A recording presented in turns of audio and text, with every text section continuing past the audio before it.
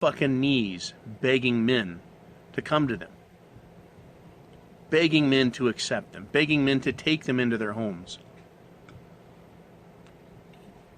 And you're saying, wait a minute, John, maybe they were married. Maybe that's why they were ignoring you. Oh, well, the married ones were looking. It was the divorced ones. No ring on that finger. They were the ones with their fucking noses up. Why? I had to ask myself. I had to examine the thinking of women. They believe they're more valuable because they understand how to get things out of men at their age, how to push men, how to guilt men, how to shame men.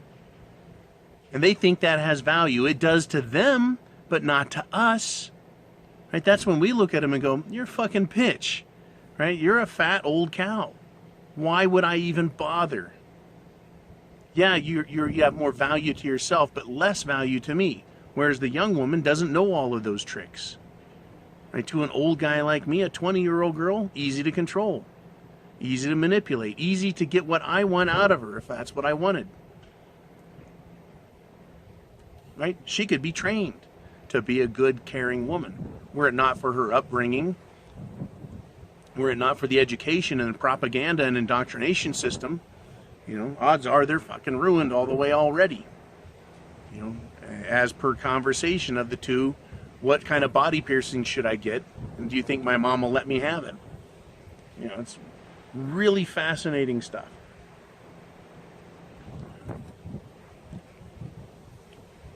Now, men, the difference between older men and older women is we know as older men that we are more valuable.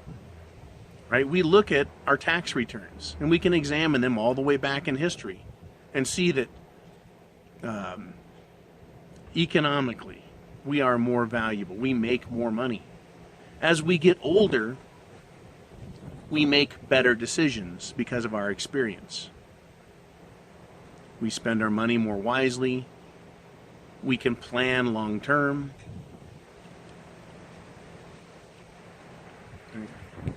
We think past our trivial wants. Right? We don't impulse buy, that is. Right? Whereas women, the older they get, they don't learn those things. What they learn, what they focus on is controlling men and getting what they want out of them. And that system is falling by the wayside. That is why men are leaving women. That is why they're going their own way. They're abandoning the this experimental concept of the empowered woman. Right? The celebrated, strong, independent women. They're not desirable. They're not attractive. What's attractive is a submissive, meek woman. But it is my belief that they don't really exist because they have power granted to them by the state. Power to take your money. Power to destroy you socially. Power to destroy you in court legally. Power to take your money and your wealth. So the submissive woman, though she's attractive, young and beautiful, she's still a very dangerous creature.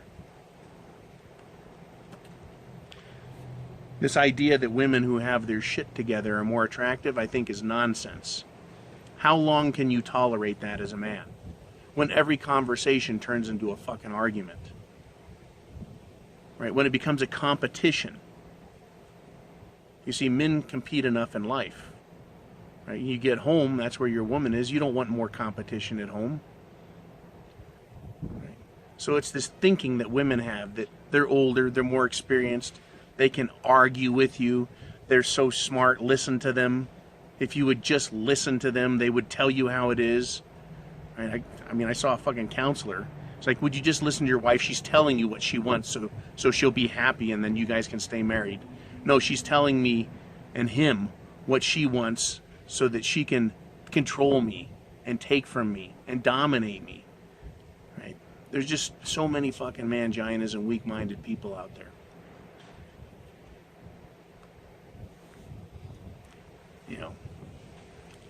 Philosophy. It's the study of why. Why are women behaving the way they are now? It can be studied and understood. It sounds boring as hell until you apply it to real life. So why do young women act the way they do? It's easy to see. Why do they continue to age and do the things they do? That can be studied and understood through psychology, right? Through indoctrination. It's a behavioral science. So the question is, what are you going to do with it? What are you going to do with your mind? What are you going to do with your body? Are you going to continue to experiment and pay for it? You see, if Socrates, Aristotle,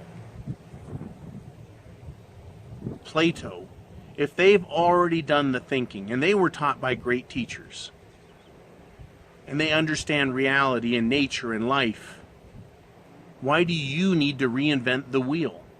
Why do I need to reinvent the wheel and learn from my own mistakes when I can learn from them? This ground has already been covered. It is well trodden. The understanding of the female mind, it hasn't changed. It hasn't developed, it hasn't evolved, it hasn't matured. It is just giving differing levels of power. And with differing levels of power, women behave in different manners. Right now, they have an extreme amount of power. As a result, their behavior is very negative, is very corrosive, and it's very destructive.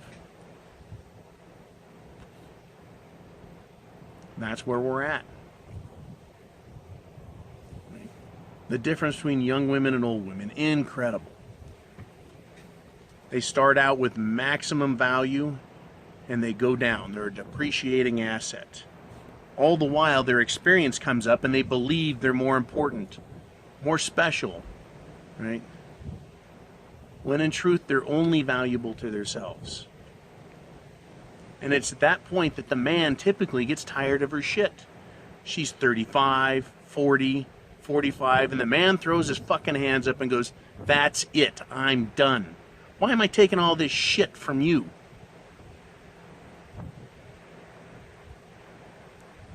Isn't it easily understandable? You can discern, you and I can, right? We can discern between right and wrong, true and false, and we can see how this works.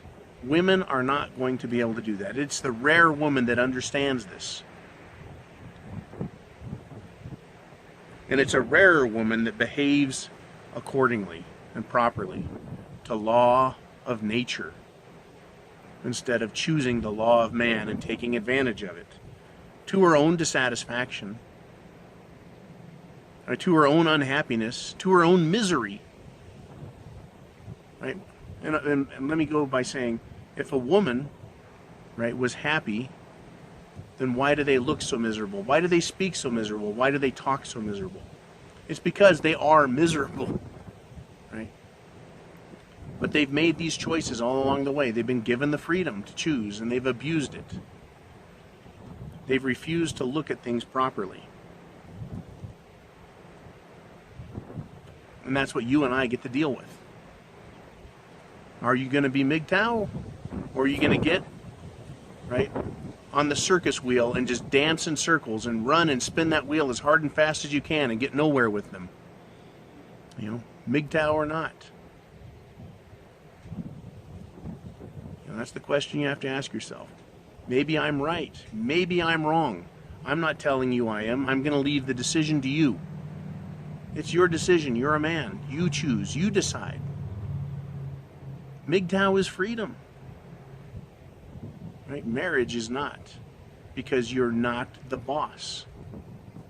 Right? You become the servant. And the older she gets, the more valuable she thinks she is, while she convinces you that you're less valuable. Right? The longer they beat on you psychologically, the more they convince you that you're ugly, stupid, unworthy, unvaluable. The more they are in your life, the more they learn to manipulate you and control you and hold you back. So why expose yourself to that? All good questions to ask yourself. Because I can't answer it for you. I can only say what I know and what I've experienced and what I've lived. And I do compare it to great minds and what they've had to say about life and people. So you guys have a great day. Look in the mirror. I'm the man. I have the penis. I'm going to make it happen. It starts right there. It starts right there. And look at women. Look how miserable they are. Look at what they do to themselves, psychologically, mentally, as well as physically, and how they go downhill.